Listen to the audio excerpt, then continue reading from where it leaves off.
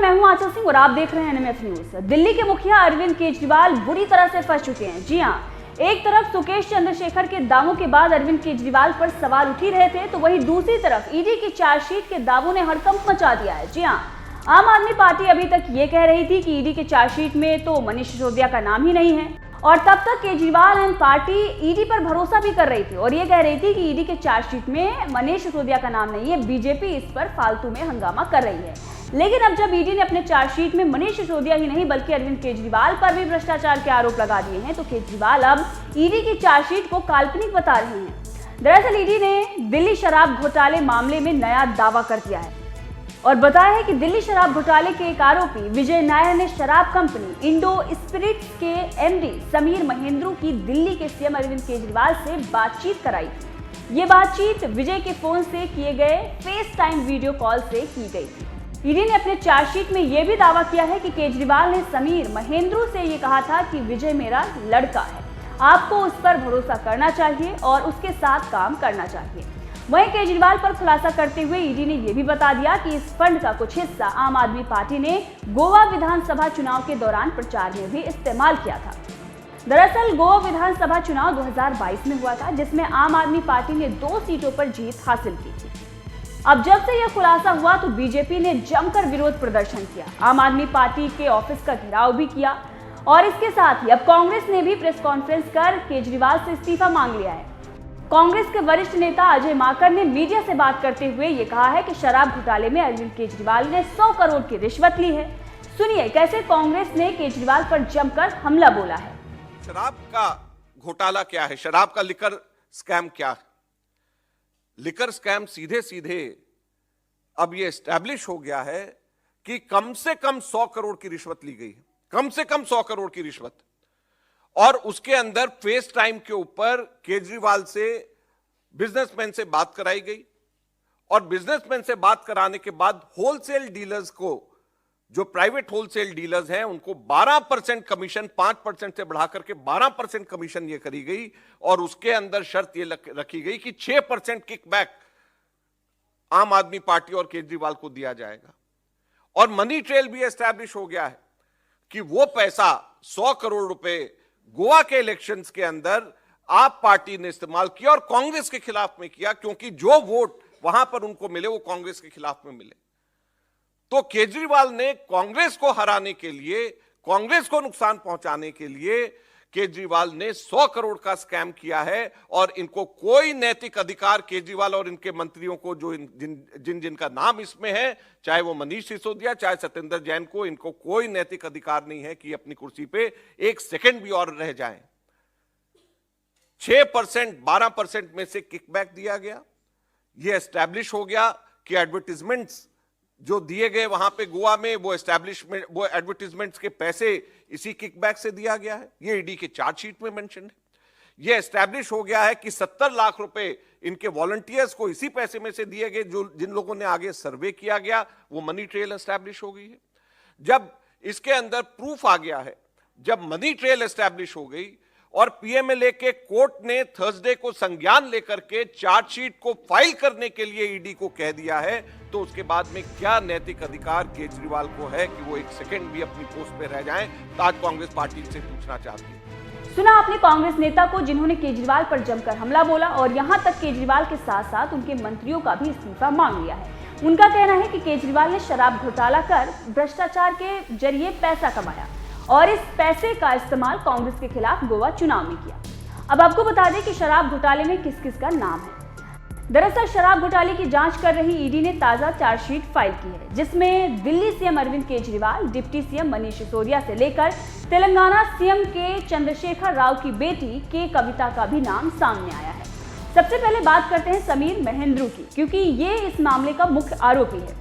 ताजा चार्जशीट में ईडी ने महेंद्रू और केजरीवाल के बीच मिलीभगत का दावा किया है। वहीं ईडी के मुताबिक कॉल पर केजरीवाल ने नायर को माय बॉय कहकर पुकारा था। ईडी का दावा है कि केजरीवाल के सहयोगी विजय नायर ने ही आप नेताओं के बदले 100 करोड़ रुपए की घूस ली। इस पैसे का इस्तेमाल आप पदाधिकारियों ने किया, जिनमें मंत्री और उनके सहयोगी भी शामिल थे। अब अगर बात करें अमित अरोड़ा की, जो बड़ी रिटेल प्राइवेट लिमिटेड नाम की शराब कंपनी का डायरेक्टर है, उसको भी इस मामले में आरोपी बनाया गया। ईडी के अनुसार अरोड़ा उन शराब कारोबारियों में से है जिन्होंने साठगांठ के जरिए मार्केट से फायदा उठाया। वो मामले में मुख्य आरोपी की भूमिका में है। इसके बाद केजरीवाल का नाम सामने आया। जी हां, ईडी के चार्जशीट के अनुसार सीएम अरविंद केजरीवाल शराब घोटाले के एक आरोपी समीर महेंद्रू से बातचीत कर रहे थे। कथित रूप से एक वीडियो कॉल पर केजरीवाल ने महेंद्रू से कहा था कि वो मामले में सह आरोपी विजय नायर के साथ काम करते रहे। ईडी ने केजरीवाल और महेंद्रू की मिलीभगत का आरोप लगाया। वहीं ईडी ने दिल्ली के डिप्टी सीएम मनीष सिसोदिया का भी इस चार्जशीट में जिक्र किया है, जिस पर अभी तक आम आदमी पार्टी ये कहती आई है कि ईडी ने मनीष सिसोदिया का जिक्र किया नहीं है, बीजेपी फालतू का हंगामा खड़ा कर रही है। अब उनका भी, जो मनीष सिसोदिया है, उनका भी जिक्र इस चार्जशीट में हो गया है।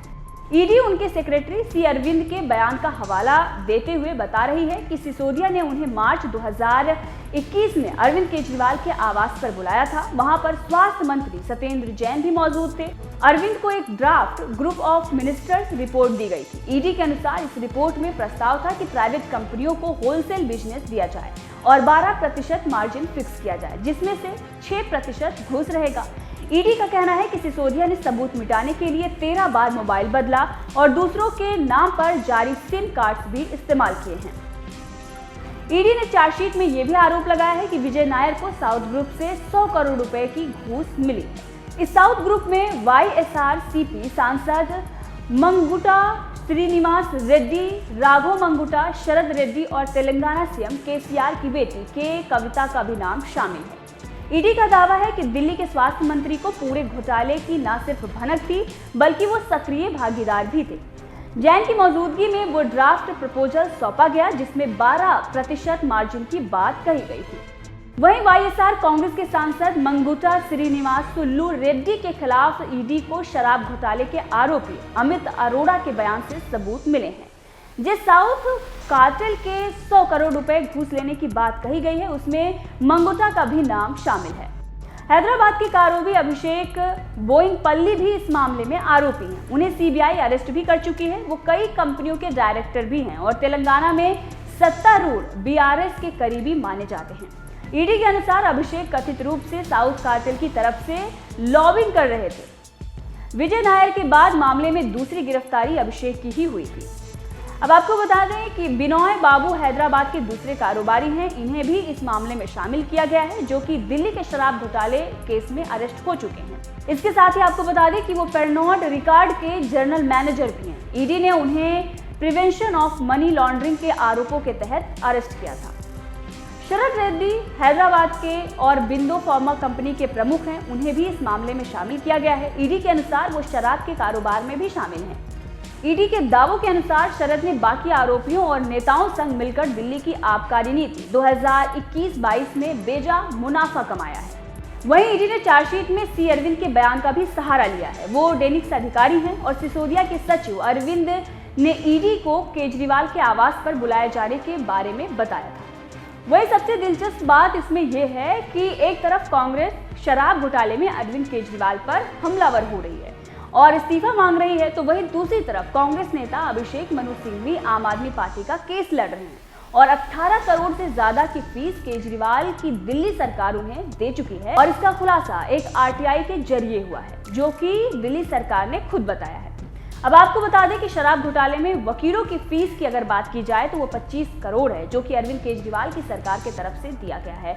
और इस पर भी कई बड़े सवाल खड़े हो रहे थे। बीजेपी सवाल पूछते हुए ये कह रही है कि अगर केजरीवाल ने कुछ गलत नहीं किया है तो सिसोदिया अगर पाक साफ हैं तो फिर 25,000 की फीस वकीलों को क्यों दी जा रही है।